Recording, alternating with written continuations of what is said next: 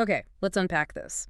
Ever wondered what it really takes to fly one of the world's most ubiquitous airliners, the Airbus A320?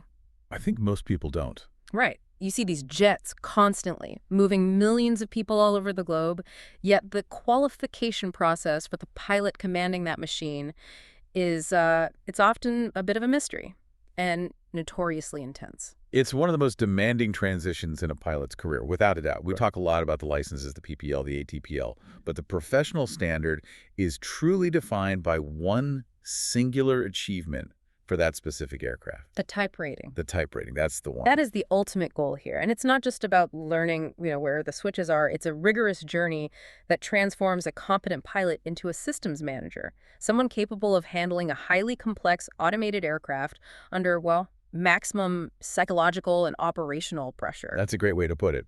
When you are flying an Airbus, precision and deep synthesized knowledge, they're the currency of the cockpit. And that transformation, that's not optional, right? Yeah. Oh, it's non-negotiable. The A320, with its advanced fly-by-wire technology, it demands a pilot who isn't just a manual manipulator of controls, but an expert in automation management and system redundancy. This qualification is truly where aspiring airline pilots face their toughest intellectual and practical challenges. So what's the mission for this deep dive? We were pulling back the curtain entirely. All the way back. If you're contemplating an aviation career or you're simply curious about the astonishing level of expertise required, consider this your essential roadmap. We are dissecting the exact skills, the systems knowledge, the role of those high-fidelity simulators, and the brutal final assessment required to achieve this critical certification. We're going to walk you through the process step by step, from the sheer volume of material in the ground school, through the chaos of emergency scenario training in the simulator, and what the examiner is specifically looking for in that final high-stakes skill test. It's a qualification built on the foundation of safety. Absolutely. And understanding its rigor is really key to understanding modern commercial flight. Okay, let's start with the foundational knowledge, because for listeners outside the aviation bubble, we need to clarify the difference between a general pilot license, say the ATPL, the Airline Transport Pilot License, and the type rating itself. What does the type rating actually add? It's a great question. Think of your ATPL as like a general medical degree. It proves you have the comprehensive foundational knowledge of aerodynamics, meteorology, navigation, air law, human factors. The big picture stuff. The big picture stuff, all the theory necessary to fly large, complex aircraft. It basically proves you're smart enough and knowledgeable enough to be an airline pilot. So the ATPL means you understand the principles of jet travel. You get how a wing works, how weather forms. Exactly.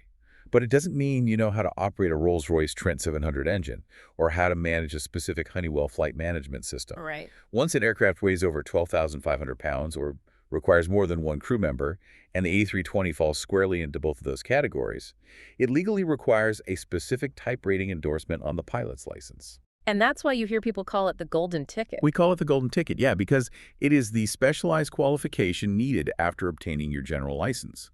It defines the specific type of aircraft you are legally permitted to command. Without it, your ATPL is just a piece of paper. That distinction really highlights the immense specificity involved here. I mean, if I can fly a complex single-engine aircraft under my commercial license, I still need this whole dedicated, intense training for a 70-ton A320. Why is the A320's unique complexity the defining factor? The complexity of the systems and the handling characteristics are the entire reason the type rating exists. The A320 was and still is a revolutionary aircraft, primarily due to its reliance on digital fly-by-wire technology. Let's break that down. What does fly-by-wire actually mean for the pilot? It means you are no longer directly connected to the control surfaces with cables and pulleys like in a traditional plane. Yeah. Your side stick input, that's your control. It's just an electrical signal. An electronic message. Right. That message is processed by 5 flight control computers, which then decide how the aircraft should react, and they do so within a predefined flight envelope. So the pilot isn't just controlling the wings anymore. They are communicating with computers that are controlling the physics of the flight. Precisely. You're giving an instruction, and the computer is fulfilling that instruction in the safest, most efficient way possible. And that necessitates mastery of the A320's unique demands. The training requires an intimate understanding of what are called the flight control laws. The laws. This sounds fundamental. It is, Most of the time, pilots spend their time operating in what's called normal law. This is where the computer provides maximum envelope protection. It literally prevents the pilot from overbanking, overspeeding, or stalling the aircraft. Wait, hang on. So if the pilot commands an input that would lead to a stall like pulling back too hard on the stick, the computer simply overrides it. It just says no. In normal law, yes. The computer prioritizes the safety limits. It will not allow the aircraft to exceed its critical angle of attack. It will physically stop the nose from pitching up further, even if the pilot is holding the stick all the way back. That's incredible, but the type rating must demand knowledge of what happens when things go wrong, when that protection isn't there. That's the crux of it. What happens when systems degrade? If the computer loses critical inputs, like from an air data sensor, it may revert to alternate law. And what does that mean to the pilot? It means some protections are removed. The stall protection might be gone, for example. Or in a more degraded state, it could go to direct law, where the controls are directly commanding the surfaces without any computerized protections. So it becomes more like a traditional aircraft? Closer to it, yes, but without the traditional physical feel. The stick feels the same regardless of the forces on the airplane. This transition is key. You have to know when and why the aircraft changes its fundamental flying characteristics. You need to know it instantly. That level of technical detail really transforms the training into the pathway to the cockpit. It's bridging that abstract knowledge from the ATPL directly to specific flight operations. It moves from knowing about aerodynamics to commanding this specific computerized airframe. It's the ultimate practical examination. It is. The goal is to turn that deep technical and systemic knowledge into instinctive command ability. The critical factor is redundancy and failure management.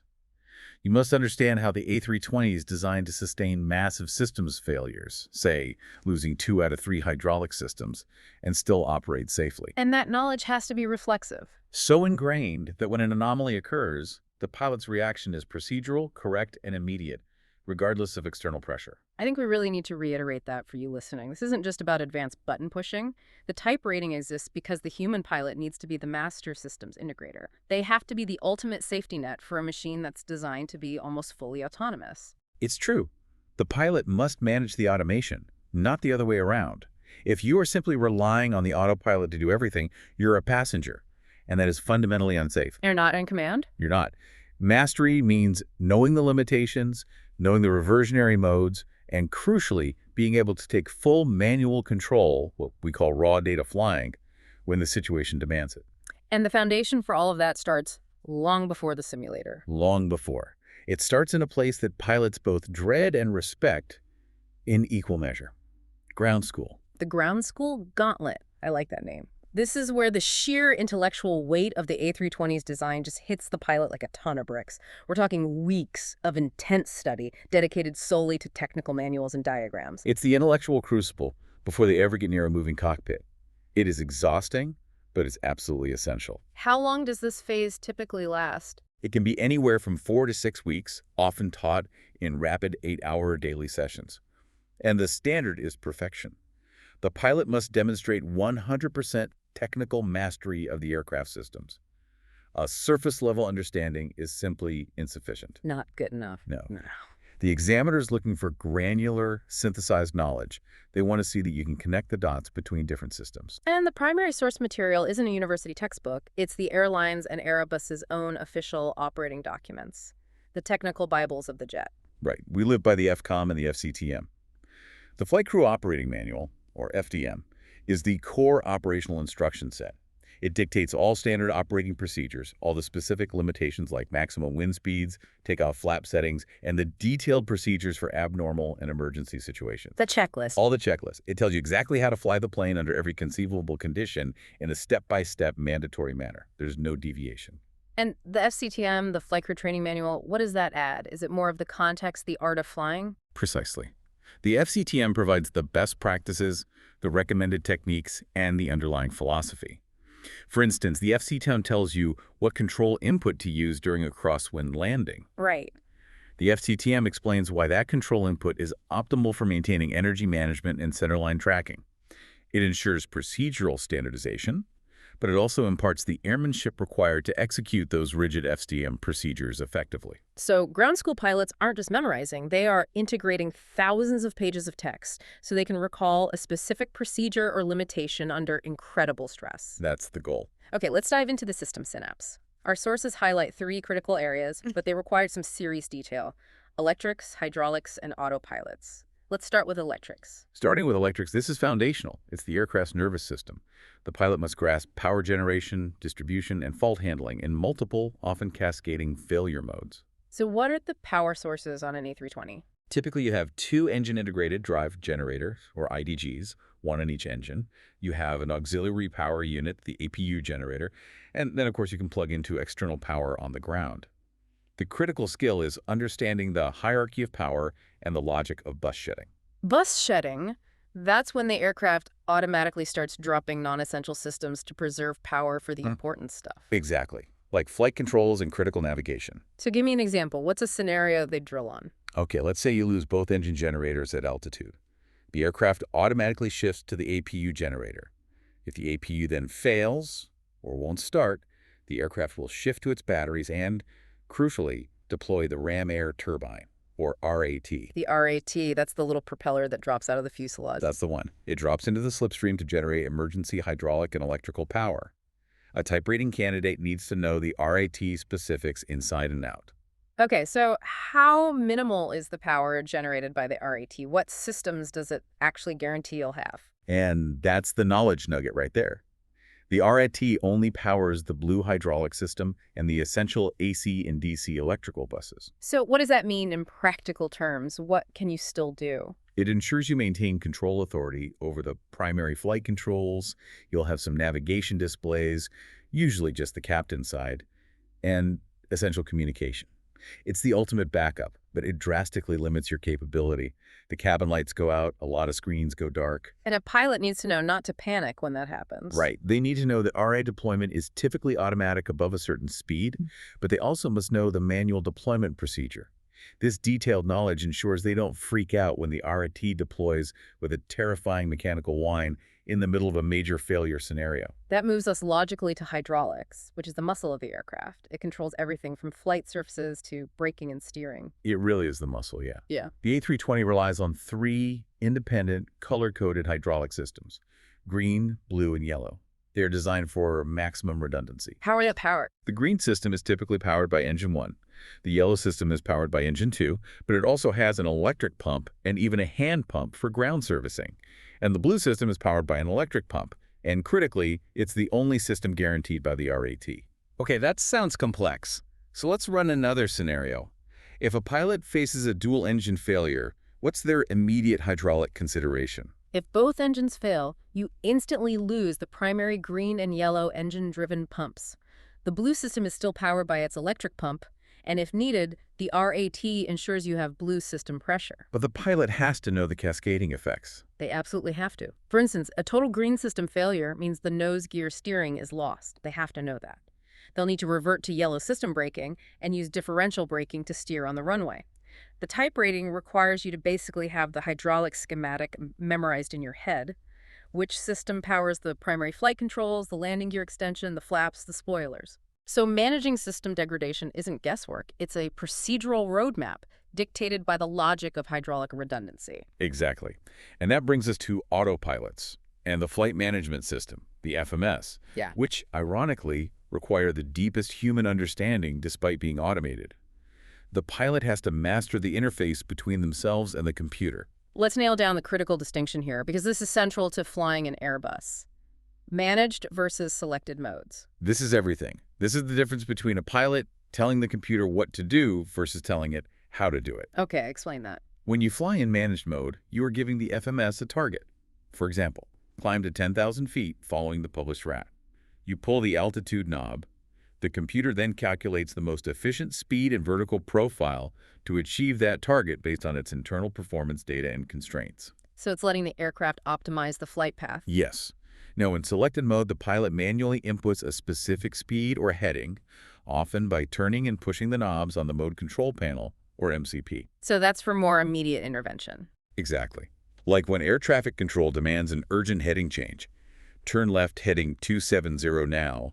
You're not going to reprogram the FMS for that. You turn the heading knob to 270 and push it in. A type rating candidate must understand the priority. When you push the selected knob, it immediately overrides the managed target, and the computer shifts its mode enunciation accordingly. And errors can happen when pilots get those modes confused. Big errors. They often occur when a pilot thinks they are in managed mode, climbing on a profile, but they're actually overriding the system with a selected input, which can lead to altitude busts or speed excursions. So the ground school culminates in the assessments, which have to ensure this complex knowledge is integrated, not just memorized on flashcards. Right. We see rigorous knowledge assessments, multiple choice and short answer tests on limitations in systems, and then the dreaded oral boards. The oral is the moment of truth before you ever touch the simulator. So if an examiner throws out a scenario, say, a yellow hydraulic low pressure indication coupled with a failure of AC bus 2, how do they ensure the candidate isn't just relying on rote memorization, but is truly synthesizing a solution? The examiner deliberately asks cross-system questions. They don't just ask what powers the yellow system. Which is simple. Much too simple. They'll ask, okay, you've lost AC bus 2, what electric pumps are affected? And given the yellow pump is powered by that bus, how does this affect your flight control redundancy if engine 2 flames out shortly thereafter? Wow. They are testing the student's ability to predict these cascading failure effects and logically articulate the correct ECAM procedure. They want to hear a synthesized explanation, not just the checklist sequence read back to them. It proves they can manage the aircraft's design philosophy under pressure. And that preparation is key because once they pass that, the environment shifts entirely from diagrams and theory to the full sensory overload of the simulator. Moving from the quiet intellectual rigor of the ground school to the dynamic chaos of the high-fidelity simulator, that is the steepest part of the learning curve. No question. The simulator is kinetic, it's visual, it's auditory.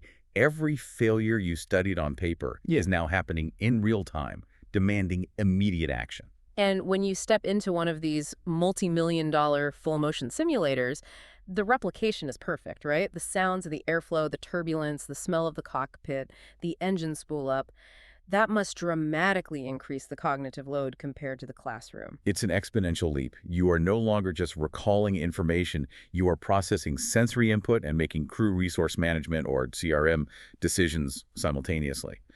But critically, before they even move an inch, the crew engages in the pre-flight briefing.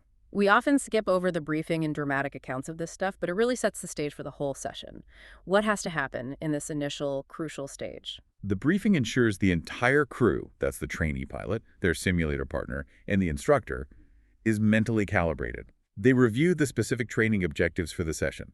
For instance, today's focus is on managing significant high-altitude failures, coupled with emergency descent procedures.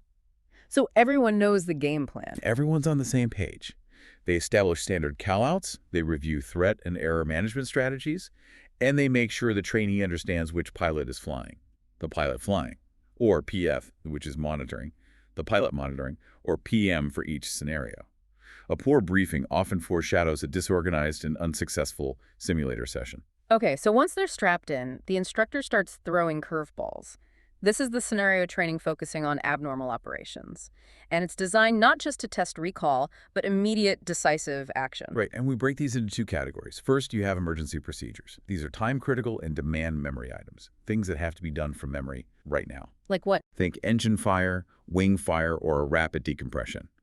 The type rating ensures the pilot's immediate action is flawless, often performed in the first 3 to 5 seconds of the emergency. Can you give us a concrete example of those memory items for, say, a critical failure on the A320? Of course. Let's take an engine fire warning during the takeoff climb. The memory items are thrust lever IDL, master lever off, then immediately pushing the illuminated engine fire button, followed by discharging the fire extinguishing bottle. And that all has to happen from memory. That sequence is rote, non-negotiable, and must be performed before the pilot even looks at the electronic centralized aircraft monitor, the ECAM, for confirmation. The simulator measures the time to response, and any hesitation or procedural deviation during these critical seconds is a significant failure point. Okay, so those are the immediate time-critical emergencies. Then you have the abnormal operations. Exactly. These tests sustain management capacity. The failure is less immediate, but it requires deep systems analysis and good crew coordination. What's an example of one of those? A classic one is an unreliable airspeed indication. This is where the pilot must instantly disregard what their airspeed indicator is telling them and revert to flying known pitch and power settings based on the aircraft's configuration. So they're flying by attitude, not by numbers. Exactly. They have to know, for example, that with flaps 2 and gear down, a 5-degree pitch attitude and 60% N1 thrust will give them a safe approach speed. Another example is managing a partial flap failure on final approach. This might not crash the plane immediately, but it requires meticulous planning, recalculating landing performance, communicating the new limitations to ATC, and managing the landing weight and approach speed accordingly. It's a complex problem to solve in real time. It is. Yeah. The simulation must ensure the pilot can prioritize the system status, manage the workload between the pilot flying and pilot monitoring, and follow the standard operating procedures even when the situation is dynamic and very complex. And this phase must also fully incorporate the ECAM philosophy, which is so unique to Airbus. The ECAM tells the crew exactly what the failure is, what systems are affected, and the necessary procedural response. The ECAM is the heart of Airbus failure management. It doesn't just display a warning light. It organizes the failure into a hierarchy, displays the primary and secondary failures, and provides the step-by-step checklist right there on the screen. So the training is all about mastering that workflow. Exactly. The type rating requires the pilot to master the ECAM drill, read the title of the failure, execute the memory items if necessary, action the displayed steps, and then verify the system status messages. The training really pushes the pilot to manage multiple simultaneous ECAM warnings, recognizing which failure is the root cause and which are just secondary effects of this system degradation. Like a loss of a generator might trigger a dozen other warnings for systems that rely on that generator. And you have to know which one to tackle first. Now, let's talk about something that often trips up highly trained pilots in this automated environment: raw data flying. Hand flying the A320 without the comfort of the flight director or autopilot. This is the litmus test of fundamental airmanship. Because the A320 is designed to be flown by computers, pilots must prove they can override the computers and fly the aircraft precisely using only basic instrument references. So what does that look like? Raw data flying means no flight director bars guiding them on the screen. It's pure stick and rudder well, stick and thrust lever, despite the electronic side stick interface. What are the specific requirements for precision during raw data flying? Are they just, flying straight and level, or is it more demanding? Oh, it's intense. Typically, the pilot must fly a full instrument approach, often a non-precision approach or a complex circling approach to land without any automation. The examiner demands specific tolerances. How tight are we talking? During the approach, the pilot may not deviate more than 100 feet from the target altitude or more than 5 degrees from the target heading, and certainly not outside a half-dot deflection on the glide slope or localizer indicators. It's incredibly precise. All while managing power and configuration. Right. The pilot must maintain smooth pitch and power coordination to achieve this precision, while also looking out for ground references and managing all the basic inputs. And the significance here is that if a pilot spends 99% of their career relying on automation, that 1% of the time when they need to manually intervene, their skills have to be perfect. Absolutely. This skill proves they maintain fundamental handling competence. If they can fly a precise path manually, they can manage the aircraft's energy state, which is vital if the FMS is providing incorrect data or the electrical system has degraded the primary flight displays. It confirms that the human remains proficient, robust, and capable of overriding machine failure. It does. And the instructors focus heavily on this because it is where the most subtle errors, like allowing the nose to drop slightly during a turn while you're trying to manage speed, are magnified and can lead to failure. After surviving the theoretical gauntlet and the relentless stress of scenario training, the pilot finally faces the ultimate judgment: the skill test. This is the official moment of truth that stands between the pilot and that coveted type rating endorsement. The skill test is the formal assessment, yeah. It's typically conducted by a regulatory examiner or a senior check captain authorized by the aviation authority. It's purely evaluative. There's no more training at this point. And it lasts a while, I assume. Often several hours in the simulator, covering every critical phase of flight from pushback to shutdown, with both planned and unplanned failures thrown in. What is the examiner really looking for? We talked about precision and command confidence, but how do they objectively measure those attributes during such a high-stress evaluation? They're looking for documented adherence to performance criteria. Precision in execution is measured against specific metrics. Altitude tolerances, speed deviations, maintaining the center line during takeoff and landing, and procedural accuracy during abnormal operations. Give me an example. During a single-engine approach, the examiner verifies that the pilot maintains VAP. That's the final approach, speed plus or minus 5 knots. Any sustained deviation outside that window triggers an immediate warning and could be grounds for failure. Okay, so the precision part is very black and white. What about command confidence? That seems harder to quantify. It is, but it's just as important. It encompasses crew resource management and decision-making under stress. The examiner wants to see leadership. The pilot must manage the non-flying pilot effectively, delegate the checklist reading, communicate intentions clearly to air traffic control, and most importantly, maintain situational awareness, or SA. Right, they can't get tunnel vision. Exactly. If the pilot is so focused on fixing a failed hydraulic pump that they forget they are descending too rapidly toward a mountain, that shows a critical failure of command confidence.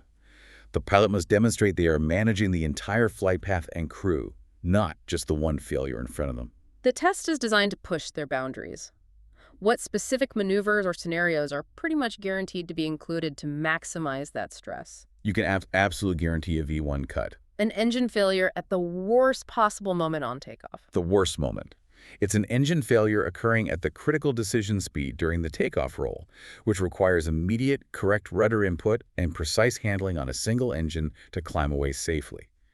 You will also face a significant system failure requiring complex checklist work, often involving the loss of multiple major systems, like a dual generator failure that forces a R8 deployment. And a landing. And, without fail, they will be required to execute a landing in maximum certified crosswind conditions, often flying the final approach using raw data. That dual requirement, technical mastery and supreme airmanship under duress, must lead to some frequent pitfalls, even for highly qualified candidates. Where do pilots commonly stumble during this ultimate exam? The most common failure points relate not to technical ignorance, but to performance degradation under stress. First is procedural non-compliance when they get rushed.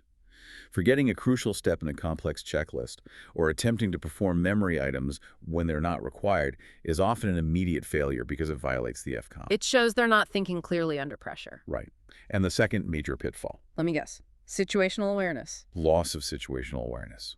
In a high workload environment, pilots can sometimes get tunnel vision on the failure display, losing track of critical elements like their fuel state, the weather conditions, or their exact position in space. You see it all the time in accident reports. A classic example is successfully managing an engine failure, but inadvertently busting an altitude restriction because they forgot to set the new target altitude in the MCP. That shows a systemic breakdown in flight management. The examiner is looking for smooth task saturation management, not panic. So if the skill test is passed, what's the immediate process? The simulator stops, the system stabilizes, and the examiner just makes their determination right there. Yes, the determination is made then and there. Immediately following the flight portion, there's a formal debrief. The examiner goes through every single maneuver, highlighting areas that met or exceeded standards and addressing any deviations. And if it's a pass? If the outcome is a pass, the pilot receives the official paperwork, the training completion certificate, which is then sent to the National Aviation Authority, the FAA, ESO, whatever it is, to formally endorse the A320 Type Rating onto their professional pilot license. That rigorous assessment really reinforces the necessity of this qualification. It ensures a uniformly high standard of operational readiness for every single pilot commanding this aircraft globally. It does. The Type Rating is confirmation of operational readiness under high-stress, degraded system conditions. It is the guarantee that the pilot is capable of being the ultimate decision-maker in the cockpit, regardless of what the machine throws at them. It's not just a qualification, it's a testament to resilience. So the pilot has the A320 Type Rating endorsement on their license. They have mastered the electrics, the hydraulics, the raw data flying. They are now legally qualified. But as we established, the certification is merely the key to the next phase of training. It's not a license to just go fly passengers solo immediately. Absolutely not. They have proven proficiency in the controlled, I'd say sterile environment of the simulator. Now begins the transition to real-world dynamic operations. Line training. Line training is where the simulator skills are integrated into the practical, messy environment of commercial aviation. What does this phase entail, and how long does it usually last? Line training is where the pilot flies revenue flights with real passengers, in real weather, with real ATC for the first time as a type-rated pilot.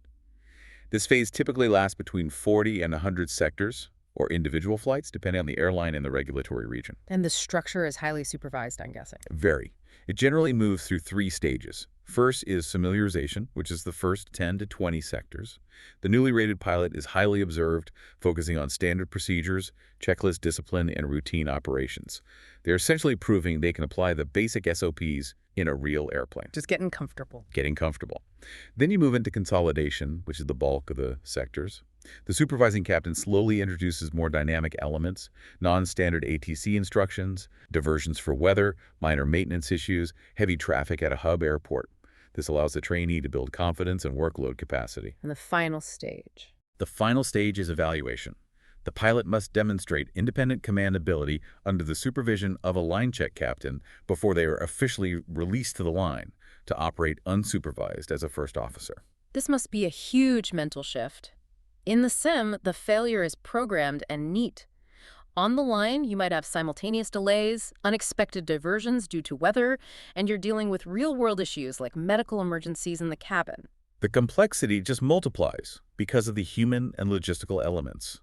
Line training covers critical areas that are not perfectly replicated in the simulator. Like what? Things like efficient fuel management under changing conditions, specific high-density airport procedures, how to taxi at JFK without getting lost communication with ground crews, and dealing with flight duty period limitations and fatigue. The supervising captain assesses not just technical skill, but the pilot's professional judgment and their integration into the crew environment. Okay, so once they are signed off the line, they are an official operating pilot on the A320. But the learning is constant. We move into continued professional development, or CPD. Aviation is defined by continuous assessment and proficiency maintenance. You're never done. Pilots must stay current. Regulatory bodies mandate recurrent simulator checks, typically every 6 months to 1 year. And these aren't training sessions. No, they are pass-fail proficiency checks, or PPCs. They're designed to reevaluate the pilot's ability to handle critical emergencies, often revisiting the most challenging V1 cuts, single-engine operations, and complex system failures. So even after 10 years of flying the line, they are regularly forced back into that high-pressure emergency scenario. Absolutely. The recurrent checks ensure that the system knowledge from ground school remains sharp, and the raw data flying skills, which are used so infrequently in highly automated flight, are maintained as standard.